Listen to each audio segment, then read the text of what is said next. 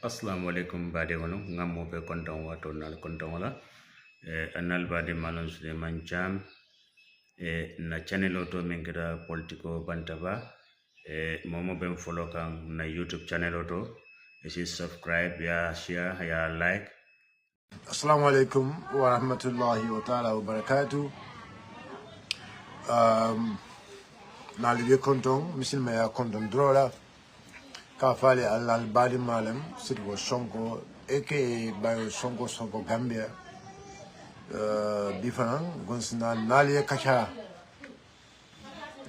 nabi kacha abita komen diamul melbe kel PPP and UDP tema and coalition diamudul melfne yalon ko wolle be kel nabi kacha comme na fale nyame wa jani bet na kacha kono drong se mol konto mol mi yalon ko wato wati nata jang se transfer be programme siala Ibrahima Job nyolu sali be konton fole cham Musa Marong mol mi yalon ko katara plateforme de wato wati be plateforme puskan be siala mole Musa Sedi nyolu siara bake se mobe se lavika mobe tofu wato wati bare de mobe fan tofu no bare kachani dia moni mu wato leti bare biu comme na fu nyamen na bi kacha abe diamo kan coalition la kola anin UDP ning PPP la ko be laring labulo mento na fahamle ko PPP la diamula ani la police director me alon ko atlem na diamulati atlefona mu la tarang silo ila taram bulo telemu o fanan nyaron kodi ne konton sankunto e nimbala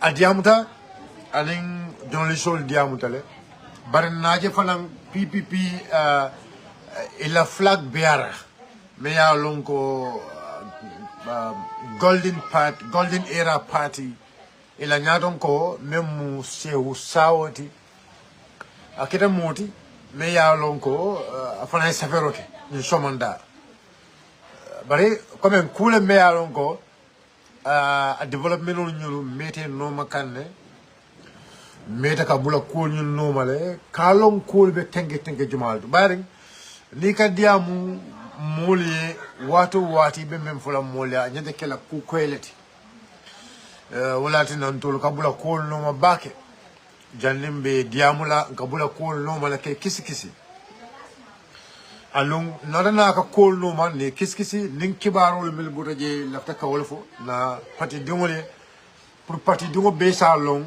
kol be lar nyame pour iba jelo ko salon be ko nyin diamula nyame ba koñi adresse la ñamen bayren yajale ning ibe kayra koto mobe loren karala alhamu be mu menti ko kayra kotinya ise hakilo to baki idebe kayra koto idebe banku koto mobe loren karala amari mantara kayra koto amari mantara banku koto alhajo be mu menti wolen ka tinyaroke oto ite me ya longo lim de dar lati ise hakilo to baki ese hakilo to baki walatina wato mantara je baki barin konsina naliye kacha na nyola fa hakilo la babaki tonyalam PPP e hamo soto e parering andilo hamonyi segu dabe mol kono melio hamonyi bambandi. But the party leader and then the policy director and other members of PPP ebe hamobe je pour kaje ko PPP e kafu UDP and no PPP any UDP la si follow me yake fenne me ya lonko PPP la alpha membo la secretary general wala madiketi and then ila flag bearer and then ila policy director ibemu molet melia lonko ya kala mutale ila force meeting pour ni UDPSC PPP la alpha ya kala mutale anu PPP la o alfalu ye blessino di la pour meeting weke meeting onyento journalist do le savero ko UDP ni PPP a sign pour ye kafu journalist do le wala safe bari signing ceremony manke fe man signé je itara melna wala ñundi ko pri brevet comme kamol kalam tan ko PPP ning UDP be ñing kacala la anu kacame ba ki ka jiki baale be je wala PPP la stand bar sewu sao ate tumala me ya lonko ning ila patiola alfa kafo me ya lonko momu ne be sirinje momu out of momu ñing kono mo tanen sey ibe d'accord ka pour PPP e kafu UDP kan kafo ñin to je momu ne be je but out of momu ñing mo tanen sey wol be sonde la ko PPP e kafu UDP ma mo fula mel ya lonko wol man mo fula mel ya lonko wol man karto fay. I want to make this very clear.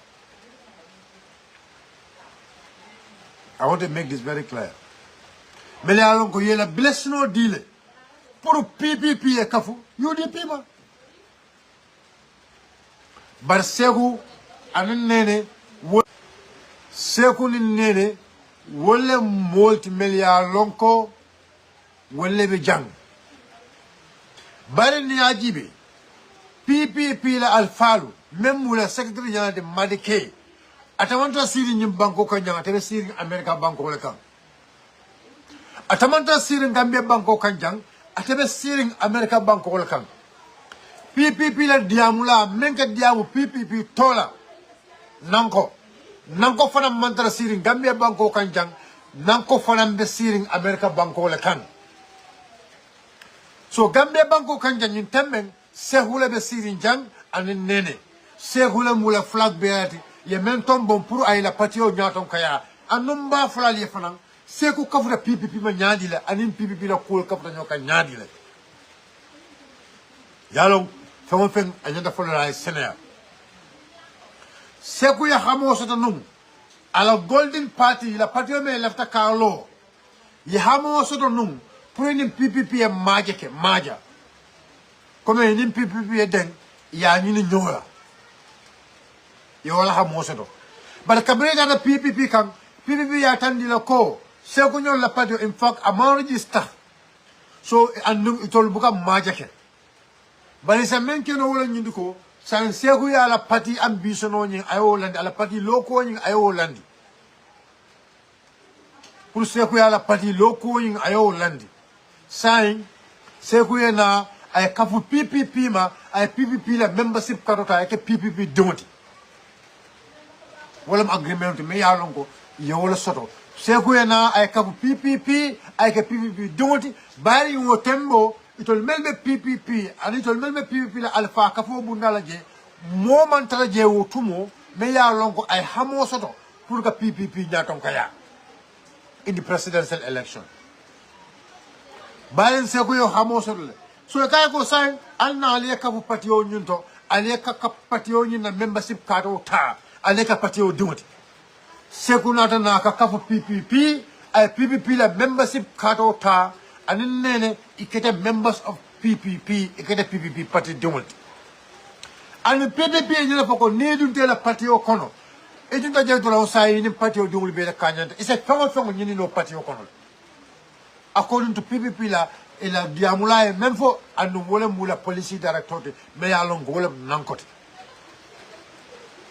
seko kafuta party o to anin nene kabre seko kafuta party o to anin nene PPP la na foko say e be flag bearer open la say e be application open la comme UDP application open nyamen nem mel la fita ka PPP nyaton ko ya imari sa apply as far as mu PPP donati isa apply non kabri ya ayele ko molia apply sign kabri ko molia apply PPP be kono moma apply je Sekuda Malaya apply bade wali la moy de PPP be kono moma place on pour que PPP la presidential candidate membe lola pour president ya PPP party we moma apply na manga Sekuda mat Sekuda Male nyaton ko ya anyin apply je bar alialo nyame Seku ni nene ila police movement ila plan movement wala nyinde ko ni president soto e nyanda kala rono op ni fana londa balal ayatara Seku ni nene nyine be bul ko ni Seku mu nyaton ko damen nene le be kala la vice president nene le be kala la normalam ko e to lebe parti o nyum kuru ka nyola sai kabrin Seku ya apply comme pour ay ke nyaton koti kabrin Seku ya apply pour ay ke nyaton koti moment so do PPP kono membe o nyaton ko ya nya apply ina na si ya kabrin wato membulo wato nyum banta ya sorong ina na si ibe agrida PPP be agrida pour que Seku tombon ka Seku ke la flag verde ka Seku ke la presidential candidate oti comme 2026 agreement o be alko PPP be agrida Kabrebe agreed wala sign pour que Seku ke la flag bearer and the presidential aspirant candidate. Kabrin d'accord keta already. D'accord keta. Sai ibitakan. Coalition diamo starta ibebe coalition diamo nyun kono. Bari itol PPP la alfalu, itol PPP la jamalu, ila hamo munyinti ko nin coalition obe kela. Anyanda ke la party lead coalition political party o wala nyanda ka coalition o nyaton kaya not candidate led coalition nyina PPP nyina mula miroti nyina mula alfa la miroti nyina mu PPP party o dongo jamala miroti dongo jamala miro kaben Seku ya ko ko yimbira kan ne bayri nyina mula position o anu nyina mu UDP la position o anu UDP ni position o megle to very clear annun kata ko to liaje ko ninga tara party led coalition be kala political party wala nyanta ka nyaton ka yake or to be UDP lam the only political party the most credible political party wala political party me ya lonko wala nyanta ka party led coalition ni nyaton ka ya bay jama be to lebulu e kata ko tanke iladana wakil ko tanke ko ka je ko ngo alun to le kam dole ka bu UDP mo kilinga bamban do la miro bu nyinati yina mum to la party opposition oti do la party opposition mo nyinati ko pour na ka bu party led coalition me ya lonko political party le ba nyaton ka yala wala mum to la miro anu wala mu UDP la miro de oto mbatun to le ka bu UDP mo drom sai eladana ila police director na ka savero ke ka kitabo safe kitabo me ya lonko to la miro to ning party led coalition be kala ni tolbe kapla UDP ba e jante ka munnim nage ya savero ke ya di UDP la e lafta pour signalo ke kabe ya di UDP fana yaw jibe UDP la na joko ye men safe tam kula me ya lon ko ila savero ni fenne me ya lon ko bedatale fenne me ya lon ko UDP fana sontano ala le dakoro ke da UDP sonta e fana sonta sa ba pour kana ka signalo ke yaje ko madike wala mu secretary general of the party wala PPP la secretary general wala PPP la al party wala marata PPP la bare atele mu secretary general PPP la kawba tele bulo ko so ko pour ça madike ay bonon America ay na fata fu may bonon America ay na pour que signer o nyinke ka signer ka je ko UDP ni PPP sign ibe do ko kala kata kilinde bar madike manna anyanda na labra manna folo barsan dia mo be kerin sain ko be dia mo be kerin pour ka ko PPP ane UDP ka fnyoma kibar sabela ya sabelo ke ye no men sabe ka foko asinya dele amanka kuma di member segula da kono amanka kuma di member UDP la da kono bar kibar sabela le lefta ke la headline on sabe o nyama bari kachabe ke kan anu katanyin diki basu na je bayring kaponyin kono kapo PPP kono ila alfa kapo me yalon ko momu na ka sije wo alfa kaponyin mo tan seybe sondale pour PPP e kafu UDP maka coalition so in 2026 anu ay ka party led coalition Sign. Inatanata in PPP in UDP CD Kachata. E me familiarization pour commencer na kacha na minuto nyobu na doko kuma sinyola fokata jende lume ya lonko madike mina pour signero eke san sekule bejam sekule nene le bejam UDP press conference o commandi sekule nene le bejam sekule nene le mula nyatan koti yewol commandi pour se mabe ni atra wati be buli fane mabe nanje as Gambians and other political parties all for a year invite. Ibena Deje, Cow attend. Come on. What is the problem? Diamobe caring at all in political party or maintain. Anu Alhamobe Jeko Puru political party or Puru at all new wedding. No way Kuso, remember for national issue. Because voter card registration I am mobile affect. And in fact, Sekufong is a first-time registrar. A register can sign the Sekufong. So basically, akumaya bake puru kaje ko na IC muda ne scrutinize when the one political party o bela la miroti. Yeah. For na kala muda muntole ko esa fal ling tal Bensouda ya signet muntole. But for esa may fal anin tal Bensouda la kafo e man kafu nyoma janka registration okay. E kafuta nyoma jane registration okay.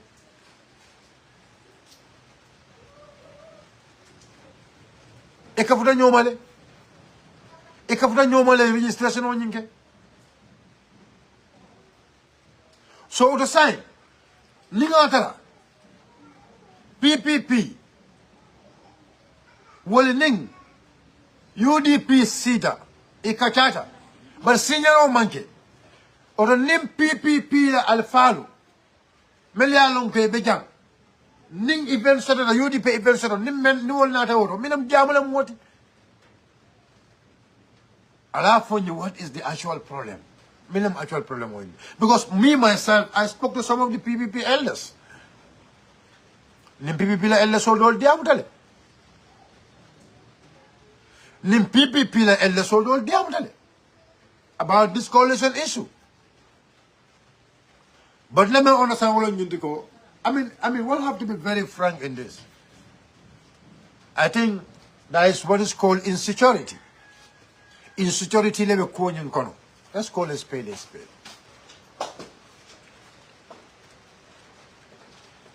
And remember je wolam you ko.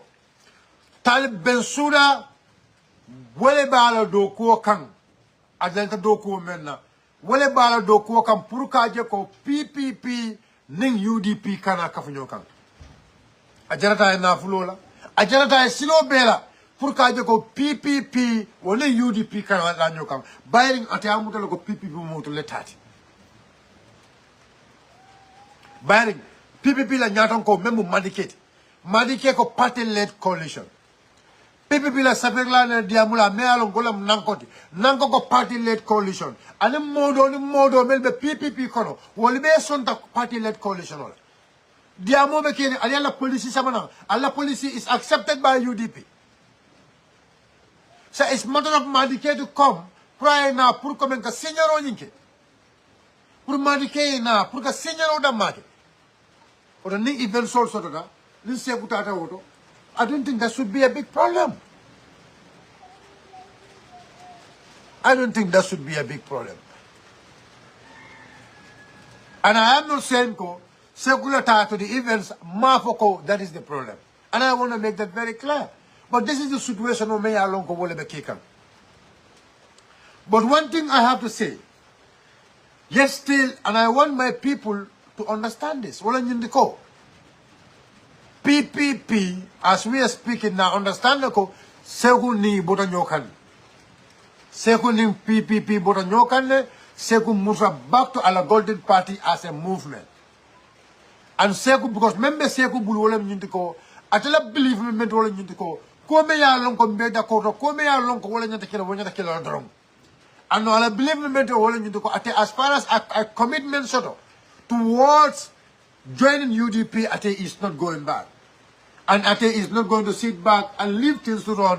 It will be part of He will be part of the things. And he's going to work with UDP hand in glove. That is his policy. That is his thinking. And you know, Segumu is a young man. He has a vision. He has a vision. So basically, the moment he has the will to join UDP, I feel like there is no going back. I think he will always be with UDP to make sure things happen.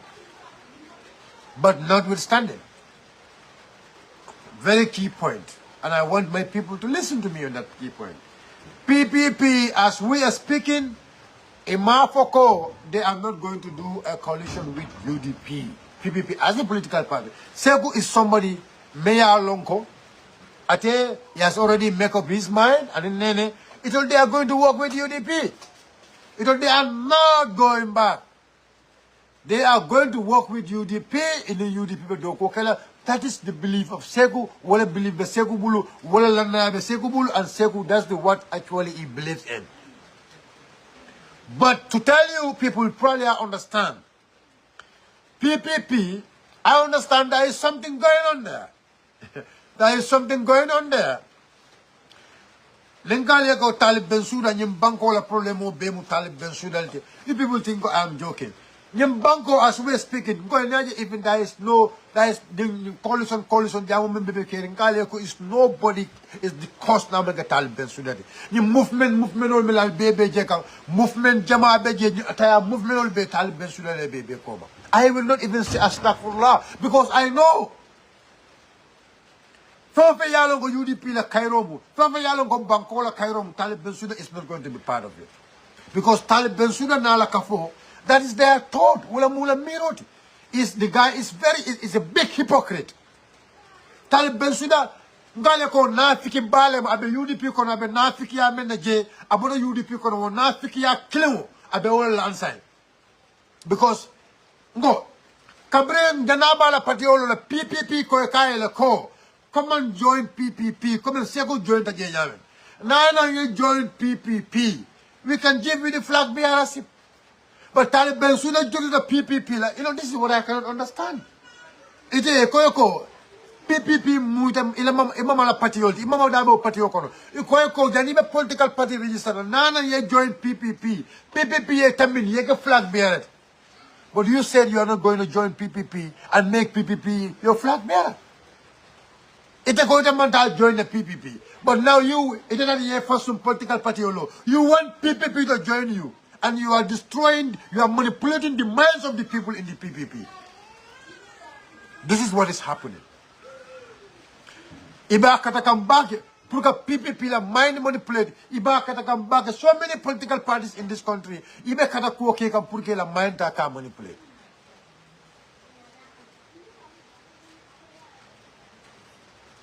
I am telling you.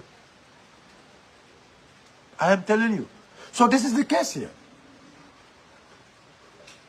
So Talib Bensouda, that is what actually is doing.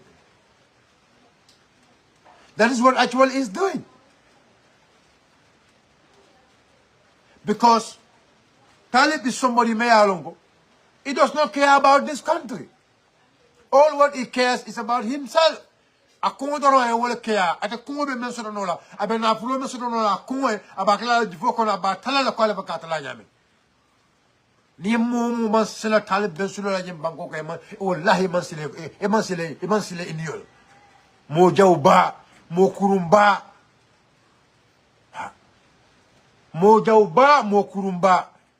abe PPP ko damal dundu kan nyola abe kuma jawol foy kan PPP kan abe PPP call is trying his utmost best. Look, I want you people to listen to Nanko very well. There is something going on.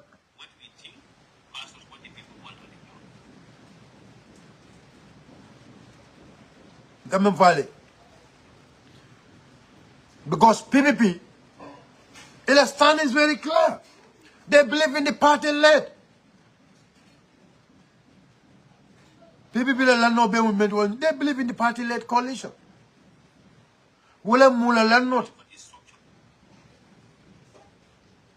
That is their belief. But what is happening? Talib Bensouda is doing his utmost best.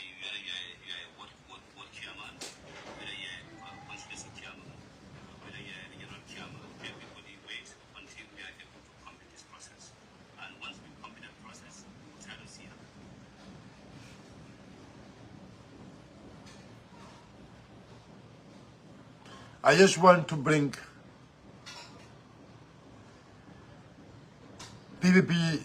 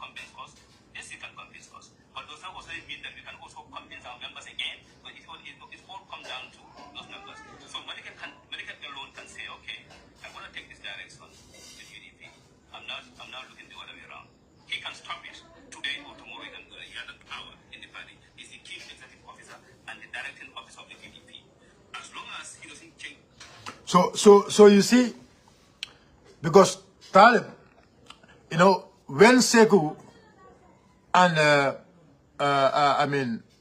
Nene came to UDP, what he did was when he went to America, he went and visit Madike again. But now, let's all look at this. PPP have been trying so much for Talib Samanang to join PPP. He refused to join. He refused to join. He refused to join at all. Because PPP reached out to him. They tell him to join the party.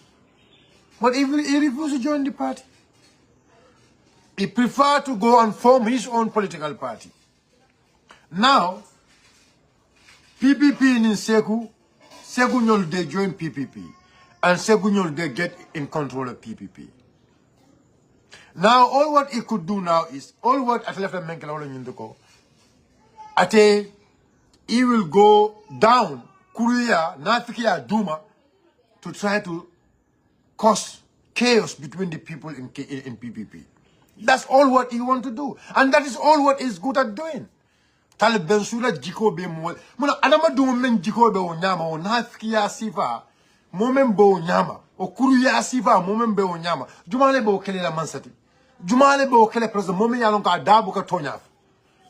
Jumale Bo Tala Yoke President. This is the problem. Momen Yalonko Adama Dungula Kaole Duniola. Jumale Bo Tombon, like Ole Kele President in Banco Kanja. Momen Yalonko among Adabuka Tonyafo. Na ko jan dung ako jan dang kababa an kababa UDP ko aka adama dung dun ñola an kababa UDP ko abe mol dun la ñola wato wad aba folete jan dung aba folete jan dang abita team talib jan aba folete dung aba jan aba folete dang. But you know what is more important? You know why I'm doing this program? I want my comrades, members of the United Democratic Party, as we are speaking, Segu is part of UDP. Segu and his golden era party, Wolu, Mumoleti Melia Lonko, Wolu, they are in UDP. Wolu, they are in UDP. And Wolu, they are not going back. They believe in their principle, they believe in their policy, and they believe in what they believe in. Wolu already they are with UDP. So now PPP, no need to attack them. No need to attack them. Leave them at their own liberty. We had them. A man need more PPP call attack. A man need more kumafai PPP kankale ko. Nini nafi ko libe nyola. Nyimbanko problem manke mood na manke tale Bensouda di bide. Nyimbanko konente ya men political party na malte mo ko mo manta nyaton ko yakana manke tale Bensouda. Mo kurumba nafiki ba amam bankoje akumodro ya wolaje. Ha. Mo kurumba nafiki ba akumodro ya wolaje. Ha. Akumodro ya wolaje. Very ungrateful. Very, very ungrateful. A me mira ko time me alongo na bondi pampas wafola. Na samana na ke meyo di pampas wafila. Ya pampas wafila ata ya bondi pampas wafola. Ya samana. Ya ta ya ke meyo di. Ya dunia be kono. Ya nganya ya mo nganya ndala. Patio dungul ya kanu, patio dungul ya bunya, patio dungul ya kobe kai. Patio dungul ya kobe kai. Wala ka lo ko atabe UDP lekela. Ama barako soto billahi wala ama barako soto. So one for me, it's not my problem. The only thing about him, Nafi call him, Mole Meya Longo, is a sneaky guy. Very ungrateful. So now, Don Alcana song, yal push. Because this is their strategy. Because Kalabante will let's say the party on Yunkono, Nafi will let's say the party on Yunkono. Iminale la nafiki ya saberol ke yela kalabante ya saberol ko komen ye kalabante ya kanyam yela nafiki ya ke nyameng to cause division can people call them mal dundinyola. But now we are waiting na people call moyle people call saber jamal in their own it will form saber jamal like let's see what's going to happen. Lela momoyle abe memfo kan we heard what they said. Nanko memfo nalon akotol they believe in party-led coalition. It will believe the world. That's what he says. That is what it will senior bidamal believe the world. And in the grassroots also, we are talking to people in the grassroots will be content. And I have a very good discourse on one of the senior executive member of the party, Bensouda. Yes, one of the senior executive members of the party. He made it very clear to me that they are with UDP and they are going to go with UDP. So now, ning talibara kalabante yala, abala kalabante yayola, abala nafiki yayola, Ninga tara talib sa PPP conventional. Wallahi, let's see the end. But yalang kukil na ba yolan you go. PPP natao, PPP man now, UDP is going. PPP natao, PPP man now, UDP is going. We celebrate them. And for, for me, that is me. The more I celebrate, I celebrate them because they made their stand because they want to be with the party led. And I want to make this also very clear. UDP into the stand movement. Along into the stand I made it very clear. The law dula is very, very clear from the beginning. From the beginning, the law dula is very, very clear. The law dula movement we believe in party-led coalition. But in coalition, they are coming up with in dalilo mina kanne, in call mina kam. Ndoliba we fonan jibe kanne wonle luwa bitaka nyaan because yalo ala usenu luwa tiyo. Ala usenu luwa tiyo. It is not going to go into any agreement. May how long it does not go. Hello, Aisha. Mariam.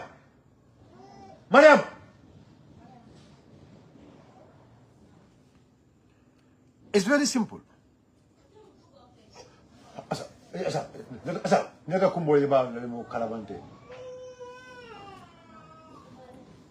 So no, Alcana don't go for Musa Sowaga fake account. Let me even just block his ass. Sorry. Let me just allow me to block his ass, please. Now for Dinkurum.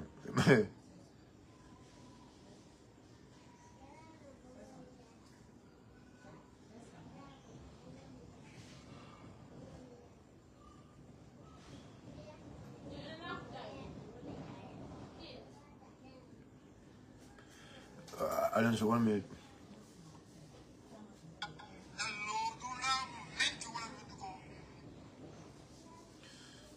Allo, not a bonding. Dem ko wala allo yalla ngam boy imalla ibanyole wulu imalla they are not proud of ibanyole told meldila they are not proud to show themselves so ka fake account dolem I sign 200 akatu fake phone goal post la je fake phone goal do akatu wala post la je. You know, it's always put in fake phone call, fake picture. Aka wala keje. So mbadna mba block kanne so pro albea on the sound yama yalo. The time what into block no. E jamal bo wala yama talib lañu dindumul be ciaw. Be wala yama. Be talib la patio dinno be maboring account le koma. Kulubali yani kalabante yani mo no. So I just blocked them. Udo alkana odango yalo. Wolo membe wol kunto na wolo ntabuka wol muka femfo wole alkana odango le udo alo bulay men diata save ntato fon vola kalabante o comme kalabante o yalo ko malle fanna ila da budo molla so alkana wol dango do kana nyina wolla. So this is the point me along go very, very clear, right? Alal hakil to the back. Ta abe tarana abe chow. Abe Talib Bensouda la ba abe koma. But let's see if Talib Bensouda can actually do that. It's very simple. If Talib Bensouda can actually manipulate, or Talib Bensouda can convince PPP la nyita yalong one thing I had wala nyita iko najale ila atengana tofola because it's just a nonsense ila American fongoying aboka sidi kabaya tugule but talantara mo nta ko bay nana makeda nana maje ako PPP kabring PPP kabring nyul na de join da ako PPP wa ako American investor ako wolele PPP sang alila mo albina la inconsistency jale alo ako ako American investor wale PPP sang kabiya PPP sang a PPP hand over to UDP. It was the word from Nana Makeda. It was a word from Nana Makeda. Ako American investor wale PPP sang. Nana Makeda la fole. Nana Makeda. But see, you will see the same people now. Ba sekutar la sa ba eko seku yasan. Sekunyol barakata bakelle. Or sekunyol mo barakata mbalti de. Or sekunyol barakata itol dol tel mel ba foka. Sekula barakata itolti. And that's what I tell them. Sekulen seku sitano America I do ko ke fine na political party o me along was once a government in this country. Political party o me along wala mu PPP me along way in Gambia banko mara. Sekunyol na fulo foyo party o sang. Or tana sekunyol mu dim barakarim ballet or tana sekunyol ye badwa so le fadwa so bayan saying sekunyol fele saying sekunyol ko de partner with PPP but ndolbe PPP la moyla kajibe for integrity saying ning PPP join the United Camp saying menana makira moyla ibina mena fanam fola ko tanke bayin saying PPP don't leave it kan and don't leave any problems as a political party. We have no problem with them. We have no problem with them. There is no disagreement in any of the policies. We have no disagreement with them. For Gambian call senyo long. PPP call ilang long kaw movement. Ilang long kaw movement PPP. Ila PPP call along kaw movement walang ko party led coalition. Puro coalition na bekela political party o me ya lonko wole be nyaton kaya nyinkela PPP ko to long kaw wallet. That is the only reason PPP ning UDP be diamu kan ibe kafula nyoka nyadi.